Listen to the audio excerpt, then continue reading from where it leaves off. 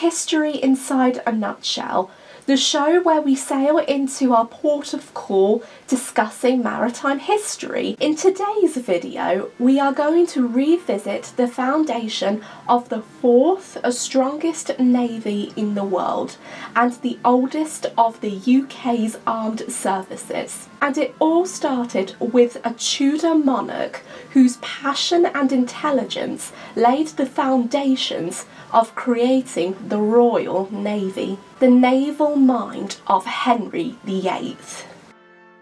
Henry VIII is one of the most recognisable monarchs in British history. He was well known for his 6 wives and brutal executions during his lifetime. One piece of history that's often overlooked is that Henry VIII had many naval talents.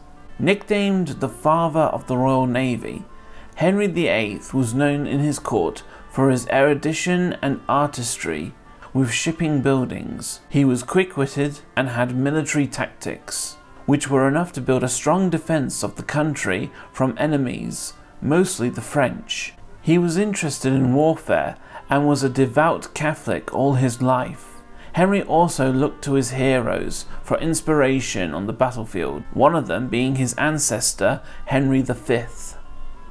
As a prince, Henry had an outstanding education with high dedication and intelligence.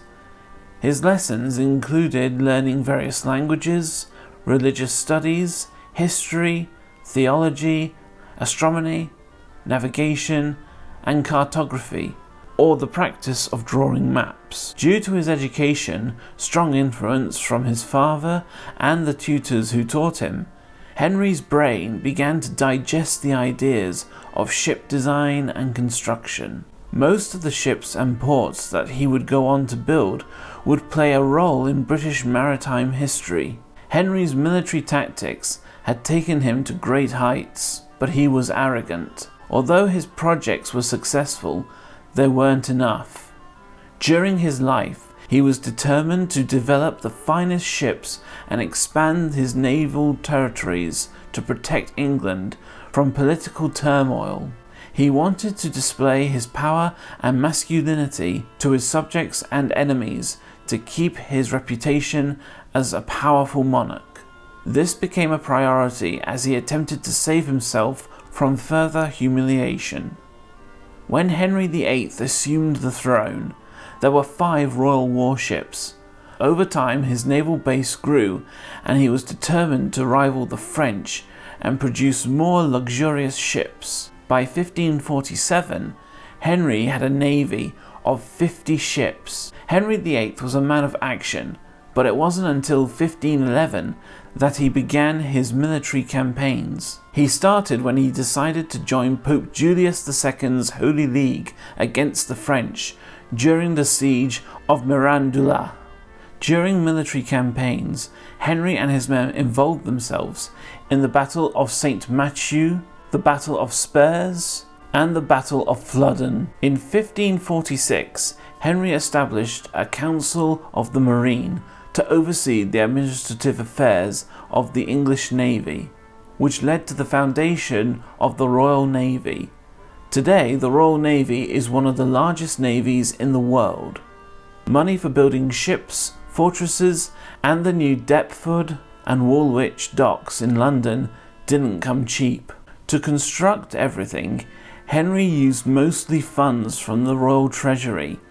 After the beginning of the dissolution of the monastery, Henry VIII took money from abolished monasteries. Due to the Second Suppression Act of 1539, Henry VIII was allowed to desolate monasteries and religious houses. Monastic lands and buildings were confiscated and sold to the rich, who supported Henry's break from Rome. One of the most famous ships he built was the Mary Rose. The Mary Rose and her sister ship, the Peter Pomegranate, were built at the beginning of Henry's reign. Both were rebuilt in Portsmouth in the late 1530s.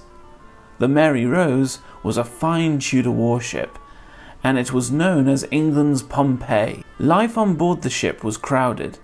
The maximum capacity for the ship to carry crew members was around 400 people. The ship became a home and a workspace. However, the conditions on board would have been unbearable to live in. The Mary Rose would be used to provide food, entertainment, and also house guns for training. Entertainment on board included playing musical instruments, reading books, and playing dice and cards. Pope Jonah was a popular gambling game the men would play on board. Although the Mary Rose was one of Henry's finest, tragedy would occur for the Mary Rose. In 1545, the Mary Rose sank during the Battle of Solent. Henry watched from Southern-sea Castle as the ship developed a list and sank on her starboard side. During the aftermath of the sinking, Henry had requested to raise the Mary Rose from her watery grave. Some divers went down to attach cables to the mast, which would then be attached to 2 ships that would raise the sunken vessel from the water. However, this failed. Another attempt was made to raise the ship during the 19th century, but it wouldn't be until 1982 that the Mary Rose was risen from the seafloor.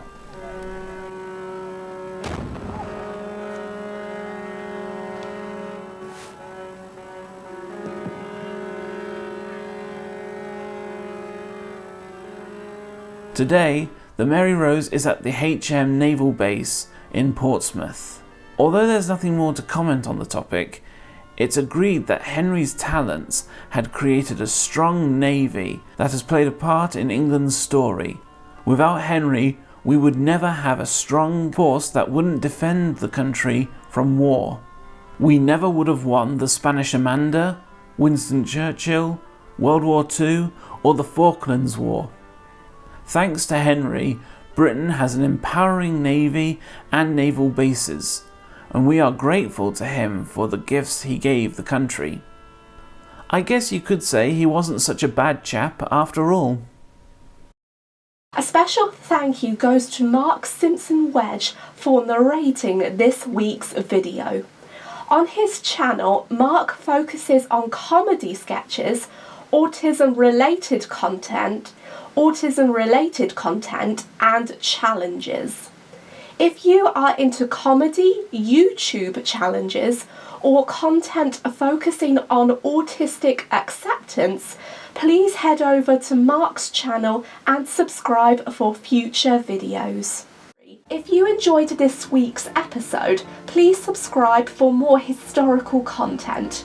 Until next time, this has been History Inside a Nutshell, departing from the docks. Thank you so much for all of your support and enjoy the rest of your voyage.